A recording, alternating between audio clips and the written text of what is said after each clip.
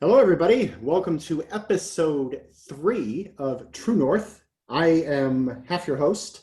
I am Marc LiVecche. I am the executive editor at Providence, the Journal of Christianity and American Foreign Policy, as well as Stockdale Ethics Fellow at the Stockdale Center for Ethical Leadership at the U.S. Naval Academy.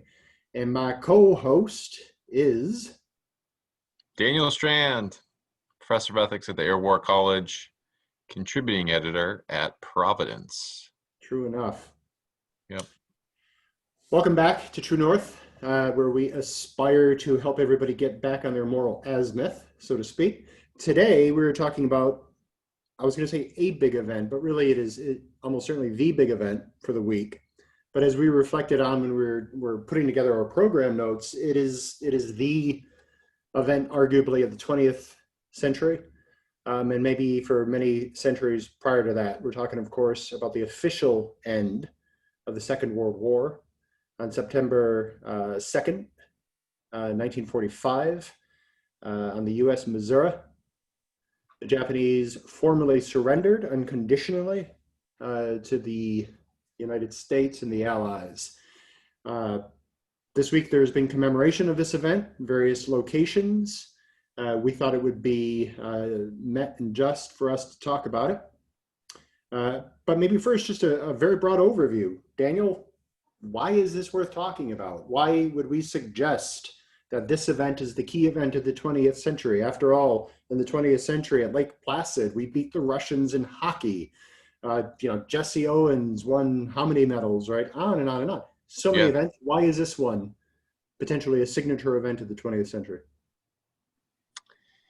Yeah, I don't even think it's even close that World War II, and you could fold into a lot of other events that are in the sphere of World War II, but the issues leading up to it, the outcome, the effect it had in basically shaping most of the world that we live today. World War II touched everything and set the stage for the world that we just assume.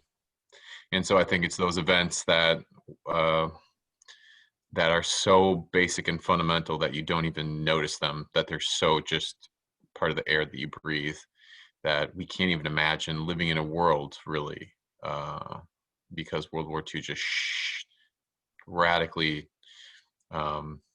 it wasn't a radical event, I guess you could say that, but it just set the architecture in place, and also just what it prevented. I mean, people do not appreciate it. They just do not really get it. I mean, you can watch some films and the Nazis are bad and the Japanese were bad and all that, but as you and I have both been reading a lot of history from that period, both in the Pacific and in Europe, they were really, I think historians have made the argument that declaring war on Russia and the United States was the kiss of death for the Germans. So you could say maybe in some respects it was a foregone conclusion, but Hitler came pretty dang close to subjugating all of Europe. And had he not made a few kind of serious miscalculations, he could have held large portions of Europe for a significant amount of time. That would have changed everything. I mean, it just would have changed the vileness of Nazism and the vileness of the imperial Japanese ideology and all that. I think people really appreciate just the sort of hellish nihilism that drove both of those projects into massive bloodletting and oppression. And what we remember is, or we ought to remember, is not only the world that it created, but also the world it saved us from. Right. Yeah, that's well said. And all of that is what we want to talk about today. We want to talk about the lessons of World War II. Yeah. You've already touched on, the take it for granted architecture that followed the war. Things that we simply assume about reality that we couldn't have assumed had that war not been won. And arguably had that war not been won in the manner in which it was won, right? Yep. So this touches on the American role in the world. Mm-hmm. This touches on America's sense of responsibility for the global commons. Yeah. It touches on what is probably an American sort of predisposition toward kind of minding our own business and self-isolating and just Yep. sort of turning inward and tending our own garden, Yep. which might be surprising for people to hear, but I do think that that is the American default. That's my default. Yep. World War II, I think, alerted us to the idea that we can't do that. Mm-hmm. Being an indispensable nation is not necessarily a mark of glory, but it's a burden and a responsibility, right? Mm-hmm. So we want to touch on that. Yep. Some of what we've been doing at Providence this week has already touched on a lot of this. If you haven't seen the Zoom conversation between Mark Tooley and Joe Conte, I recommend it. I'll touch on a little bit of that today as we reflect on the event. Dan, I would love to be able to say that everybody in the United States completely agrees with us and share our assumptions about the lessons of World War II. Yeah. There's a lot of commentary. I know that you've been reading a bracing series in the New York Times, and you've got no small manner of opinion as to what you've been reading. Do you want to say something about a contrary view of the lessons of World War II? Yeah, I mean, I think the New York Times pieces, they've been rolling out a series of different pieces, and I thought, oh, listen, I've been reading them as they're coming out, but they kind of collated all of them into one little pod, little pot for us to enjoy and see all the wonders of their memory. And I think it's It's kind of a little chamber pot, really, right? yeah, and it's a strange and kind of sad distillation of where we're at as a country. And I don't think anybody's surprised when you read this. It's the New York Times, which has been drifting further and further left. They were already left wing, but now it seems they've just become sort of ideological project. And you see it in these, you see it in the articles. So at the 75th anniversary of the most substantial, and I think most people universally, you may have problems with, say, the atomic bomb or, some acts that were done during it, but nobody really debates the goodness of World War II for all the things I had just mentioned about the sort of degradation and destruction and moral nihilism that would have sank the large portions of our world into. But what does the New York Times do to celebrate this? The articles that they've been writing on remembering on the 75th anniversary of this momentous occasion is the legacy of racism. Even though World War II played the military played a strong role in integrating during World War II, but that's not what they talk about. Treatment of poor treatment of women. The bombing, the firebombing of Tokyo. They did two pieces on that, I believe, the atomic bomb. So it's just this kind of flood of negative. If one were to just look at those pieces and think this is somehow remembering World War II, it's strange. It's strange that only the sort of moral failures are highlighted, and that just reflects where we're at today. We're on this kick of looking back at American history with this kind of moral self-righteousness and stroking our egos and saying, aren't we so moral and our ancestors are so immoral?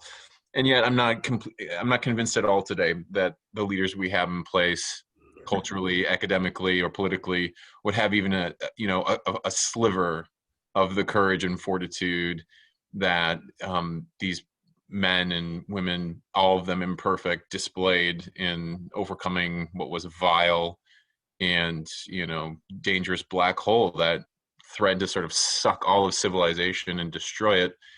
But that's not what they remember. And so it is extremely frustrating and depressing to see that this is how we remember. We can't celebrate. We can't take a moment to just honor the death, the sacrifice, the intelligence, just appreciating the momentous act of beating these two formidable enemies, rolling back the tide of or setting the architecture in place to roll back the tide of communism in the Cold War, in the Truman administration, and then Eisenhower. I mean, it's breathtaking, and yet we get none of that. All we get is reason for shame, to see our forebears as just moral, degenerates. And that's sad. I mean, that's sad for me that we can't find even this most important and most glorious of moments in American history and take some time to say, let's celebrate this. Let's be united in our agreement that this is good. But no, No. So what are the lessons then of World War II? What are the reflection points that Americans ought to be embracing as they hopefully reflect upon the 75th anniversary of the conclusion of the war? I think the first should be gratitude, and you can't really appreciate what we were saved from and Mm. what we've built in after the war unless you realize just how vile. And that's studying the Holocaust. That's looking with open eyes at Nazi racism and just the whole machine that was put in place to destroy human life. And I This is think, something. This notion of gratitude is something that you probably shared it too. But during office hours with Gene Elstein back at the University of Chicago, yeah, and something like gratitude being a somewhat constant refrain in a lot of the conversations that we had about yeah, war, just war and just warriors. yeah, And we would go back and forth on precisely the location of gratitude. Obviously here the one location for gratitude is that we're grateful that the war ended as it did, that the Allies won, that totalitarianism was beaten down, yeah, if not absolutely killed, as you say, that process began. We're happy that there wasn't a continuation of the crematoria fires and the hmm, gas chambers at Auschwitz, Birkenau, and God knows where else such facilities would have been built had the Nazis triumphed, et cetera, et cetera. One doesn't want to celebrate the fact that we got to fight World War II. One does right, want to celebrate the fact that we were willing to fight World War II, that we were grateful that we're a nation that turned away from its attempts at staying out of that fight and instead met uh, after finally realizing our responsibility to enter into it. So we could be grateful for that. Now, yeah, we're not grateful that we got to go overseas and kill Germans or Japanese. We're right, grateful that we're kinds of people and that we belong to the kind of nation that yeah, is willing to do those kinds of things when those kinds of things are necessary and just. And yeah, there's nothing else that can be done, right? yeah. And it was an effort. I mean, it doesn't have to be. I think a lot of people worry about sort of this sort of zealous American exceptionalist impulse, but it doesn't have to be that. I mean, most historians would tell you, American and otherwise, that the Russians bore the brunt of Hitler's fury. Sure. So the Russians did most of the heavy lifting in Europe. Um, the Brits, the Australians, the Canadians. I mean, it was a truly global force in the Pacific. The British played a huge role. The Americans did most, but the Brits had a sizable role that often gets underplayed or ignored. So I mean, I think in a time of such disunity, it's one of those historical events you could actually point to and say, this is a time when we came together for good. We fought for something true and right.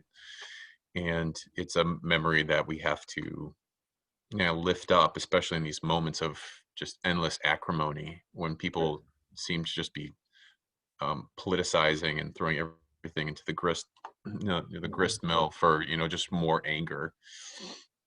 Remind ourselves of these events where we rose to do great things, and we can realize the negatives and we can realize the faults. But I think the overwhelming message should be gratitude and appreciation for That's the right. world that came out of that. I would add to that, as I know you would agree, I would add to that a sense of ongoing responsibility. Right. The New York Times, a part of the reason for the narrative that it outlines is surely the contemporary distrust of power. Yeah. Power has become a pejorative, right? It's the P word. Hmm. Uh, Right. Especially within Christian communities, there's a deep suspicion about power. Power is often It's just, considered an yeah. evil, a Yeah. necessary evil, It's a right? sort of moralism, right? It's Right. not. It's like it's. I mean, they're kind of suspicious of power, but they use power. That's the thing. So it's Well, right, deeply disingenuous and deeply right. hypocritical. But it's a sort of moral posturing that somehow we've risen above conflict or no need for power. Right. There's always a sort of political solution, and Americans are just obsessed with using violence. Or I mean, at least that's part of the narrative that they want to weave. That's And right. so America just becomes demonized. I mean, Mhm. it's a strange narrative. It's strange for people who sit at the pinnacles of American culture and power to have this sort of disdainful view of power. Well, what I find strange, I mean, I agree, it's a strange view. It's a strange view. We were talking earlier, and we'll do an episode maybe on this in the future. But the book that I've got coming out on just war and moral injury, I share an anecdote that I've shared on this show before, and I've shared in writing and talks before, about the 13.8 days of names that were read out over the grounds of Auschwitz-Birkenau during the 50th anniversary celebration. And how I point out that it's because America and the Allies pushed back against Nazism that we prevented a 14th day, a 15th day, a 16th day of names. And written in the marginalia from my copy editor was the notation, well, an obvious response would be that, those days, the 15th day, the 16th day, the 17th day would be filled with the names of the dead because we went to war. And you just sort of step back and you're sort of breathless with the lack of oxygen in the room.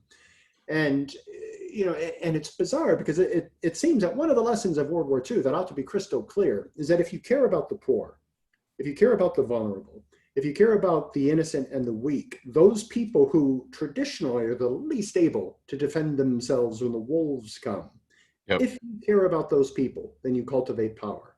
Yep. So it becomes a Christian responsibility, it seems to me, both Yes. individually and collectively as a government, to maximize the capacities that you have to acquire the kind of power that one needs when, in the last resort, nothing else will keep the wolves at bay. And so Power it becomes does not justice, just a neutral right? thing, it becomes a Yep. moral good Mm-hmm. to cultivate power. Is Yeah, that power. blasphemy? No, power does justice. How do you? Right. Okay, so let's bring this domestically. People who are protesting, recent police shootings. If you want justice, that requires power. That requires power legally. That requires a whole state, institutional. But you have to have capacity as a state. Right. Weak states cannot do that kind of stuff. They cannot enforce laws. They're ignored. I mean, so it's just so basic to everything that we do that people like poo-poo power and talk about how we just need to be sort of, defending the powerless and the marginalized. Well, that takes power. It takes power to do that. It takes on the most basic level. And then how do we keep a sort of functional, relatively just, stable, prosperous world order going? Power. I mean, it's not the only thing, but it's soft. It's soft power.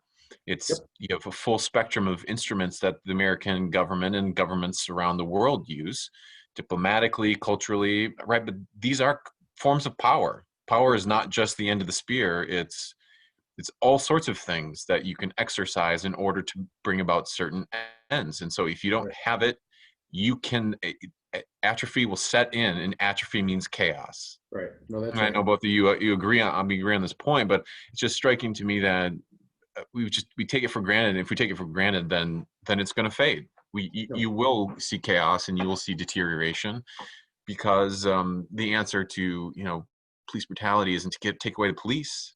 Right. It's to make it more effective, to make it more accountable. Correct. Right. Right. The answer to the abuse of power is in the absence of power. It's to cultivate power toward righteousness. There you go. Seems fairly basic. This isn't taking a half a step back. The suggestion here isn't that a country like Belgium or Luxembourg should somehow cultivate the lift capacities and the ground war capacities or the naval capacities of the United States. Of course not. One reaches toward the capacities that they've been given.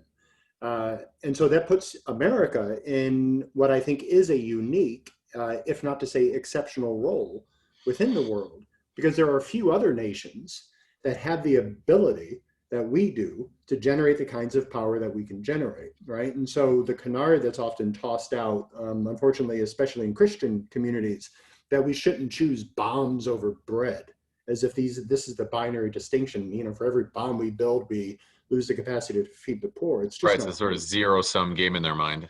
Correct. Right. And I think Truman rightly warned us, that for every school we build, for every aircraft carrier we build, that could have been a school or two schools or three schools we could have built.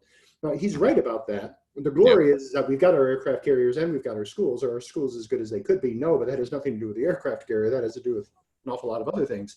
Right.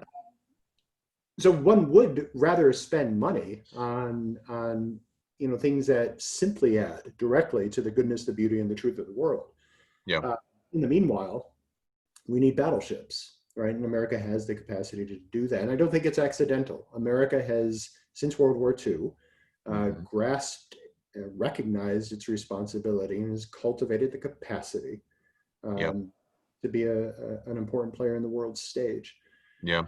How do we, if we've abandoned that narrative, how do we begin to get some of that back?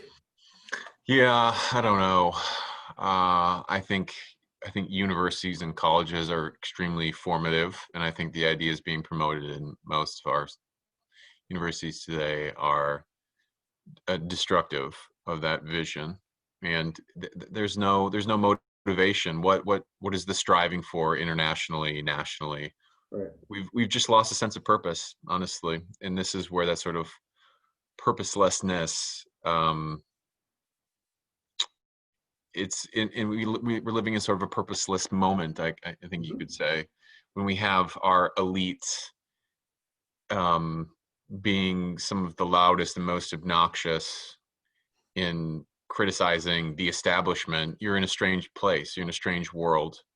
How can the establishment be the primary criticizers? How can elite colleges and universities, where you have the most protesting, the most sort of political correctness, the most sort of social justice stuff going on, but those are the bastions of our future leaders, and it's like they're denouncing themselves. So it's a very disingenuous moment. In the world that we live in, it's not getting any easier. It's getting harder. It's chaos abounds around the world, and I think Americans are woefully informed as to what's going on in this world. So how do you cultivate it? I think it's not only universities and colleges, but I think that would be a start. I think culture as a whole. I think families, even at the local level. Right. But elites have an outsized influence on society. So I would say, at least maybe at least for the listeners of this discussion, would be to start locally, to start within your own denominations, to start with pastors who could at least begin to be voices. That's right. No, I think that's For right. I think this notion of purposelessness is crucial, right? I mean, I think it's a biblical principle that if you don't have a sense of purpose, if you don't have an azimuth, if you don't have that true north, you're going to be cast about in the various swirling currents, and you're going to be, captive to simply the changing tides. Yeah. And that's a crisis. In Tully and LeConte's conversation, Tully asks Joe this question, and Joe has a really provocative answer, and I think it'll play into future episodes that we've been talking about doing. Joe says, well, one of the things we can do to sort of recultivate an understanding of the importance that America has played in the world, and therefore of the role of power righteously expended in the world, etc., is to do, he said, a film. It would be a version of It's a Wonderful Life, but instead of reflecting on what would be lost in the community had the Jimmy Stewart character not existed, he says somebody should make a movie about what the world would look like if America did not exist, right? So it'd be, It's a Wonderful Life for the country of the United States, to touch on what you described as that world that was prevented from happening. So not simply the world that we achieved, but the world that was prevented. What would that look like, right? Man in the High Tower.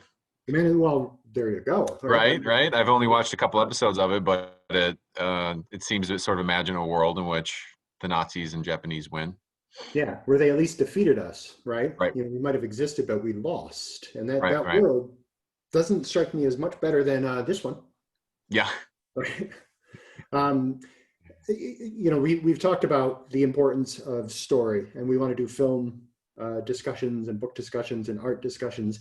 And I think a lot of that plays into what you've described as the role of families and local congregations, right? What stories are we raising our children on? Yes. Raising them to be knights or robber barons. Right. And all of that matters, because, the crazy thing I've discovered at, my ripe old age about moral habits is that moral habits are habit forming, right? And so how do you cultivate the right sort of muscle memories? So when that crisis hits, right, you're teaching senior officers, I'm involved with mids now. I'm involved with those who are going to become, hopefully, someday senior officers. These guys are just getting started on developing the kinds of moral muscle memory that is Yeah. going to be necessary when everything hits the fan, which Yeah. it will, and they Yeah. don't have time to think things through. They're going to have to fall back on those intuitive. It'll be too late. It'll be too late. If you're not prepared when the stuff hits the fan, it's too late. That's right. So the role of families, even before college, even before boot camp, is to get left of boom, right? So you Yep. get you deal with the crisis before it happens. You start to shape the moral imagination. Uh, we'll talk about cowboy films. I think there's a great contrast, and maybe we should leave it there. But Hmm. you see the old classic Western Shane, and in the beginning, Shane opens with this guy hacking away at a stump that's in his yard. And over the hill comes Shane, and Shane will turn out to be a fairly benevolent gunslinger who helps to bring peace and justice to this anarchic society. That's the opening scene in Shane. You move forward a few decades, and you get the opening scene in Inglorious Bastards by Tarantino, which is a fun enough film. But an Yeah. opening scene there, you have, if it's not a stump, it's a rock, but it's a similar image, and the guy banging away at it. And over the hill comes the gunslinger.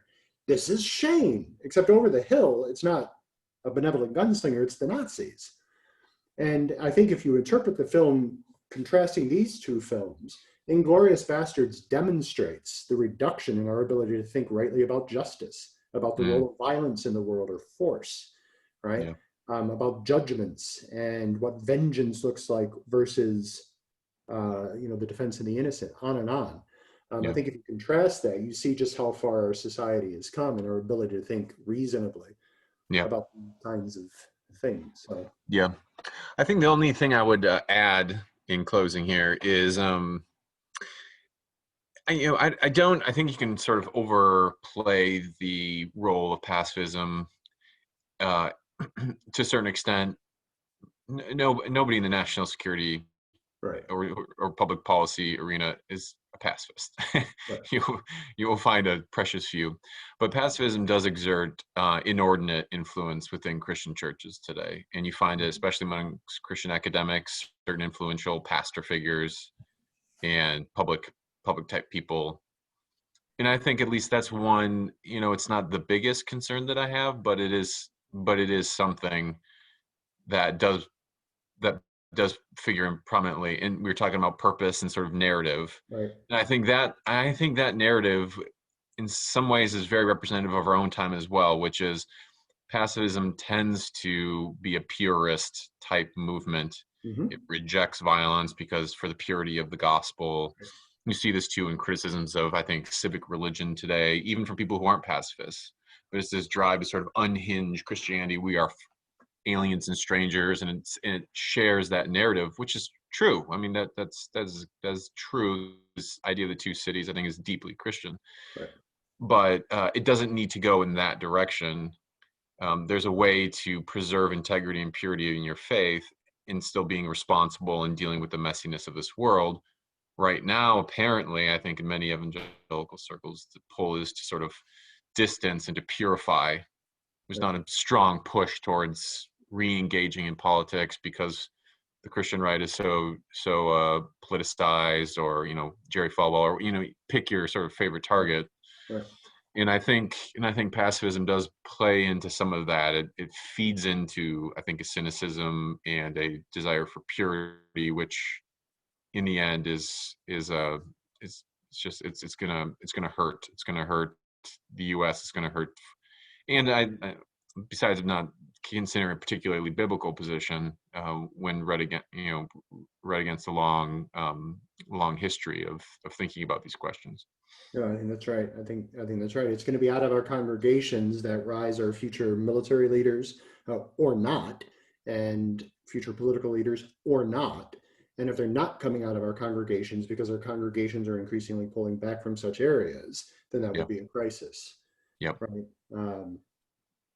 Good. Dan, we could probably talk about the end of World War II, on and on and on, and we probably should.